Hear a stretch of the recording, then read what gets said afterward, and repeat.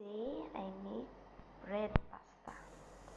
Onion and garlic. Yan. Yan na po. Ito yung karne. Karne ko lang.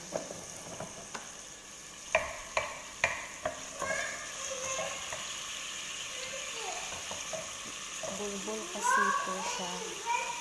Kasi ano to. Wala na kaming ano.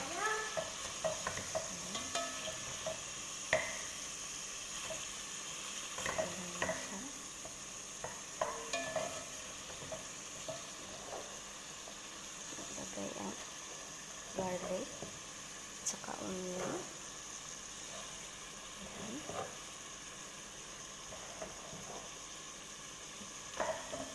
Halo-haloin mo lang yan.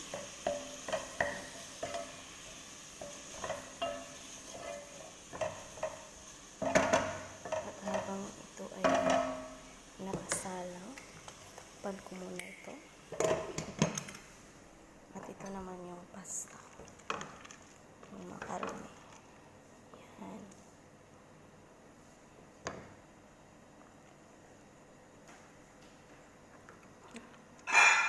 Luto na pala to. Patayin ko na tong apoy. Yan.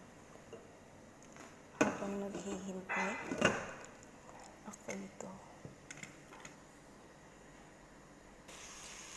Ayan, nilagyan ko siya ng tomato paste. Ayan. Tomato paste. Yan yung lagay ko.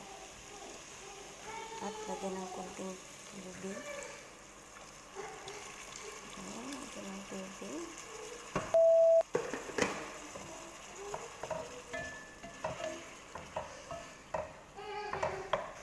Antayin natin kung maluto siya. Kasi hindi pa siya masyadong luto.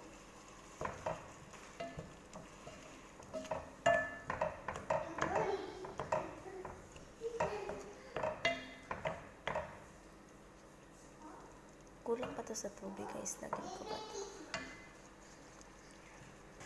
Ayan, malapit na to.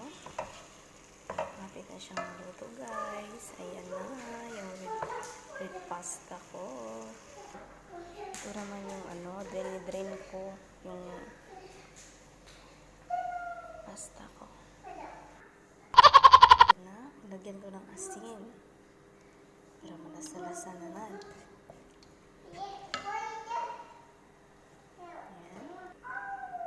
At lagyan ko siya ng cheese.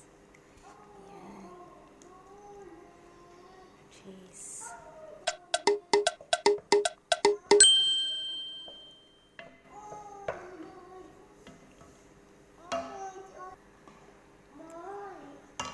Ayan na yung sauce natin.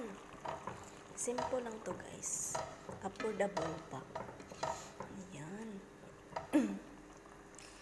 Antay lang tayo ng ilang minuto or seconds na lang. Ayan na. Ayan na po. Pwede natin ilagay ang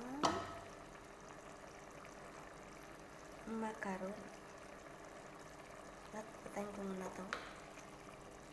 Lagay na ang macaron. Ayun. At halo-haloin lang siya. Ayan guys. Ito na yung red pasta ko.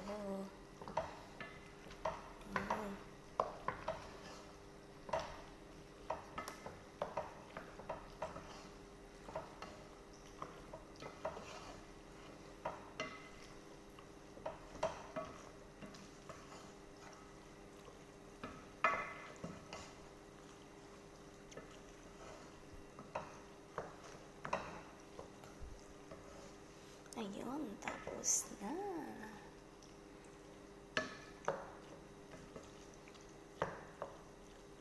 Ayan yung pre-finished product ko na red pasta.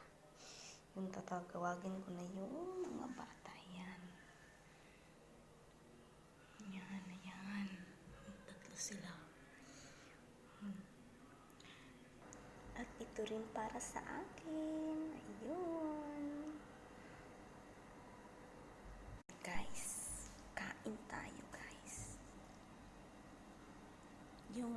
pasta. Ang sarap-sarap.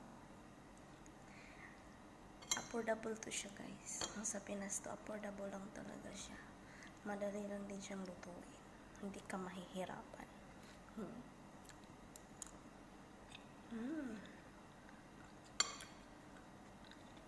Kain tayo.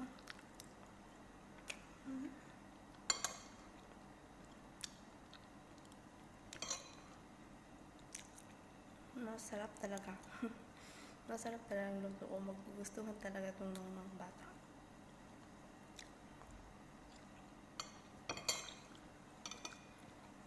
Thank you for watching, guys. Don't forget to like and subscribe and hit the notification bell para ma-updated kayo sa video ko. Bye! God bless!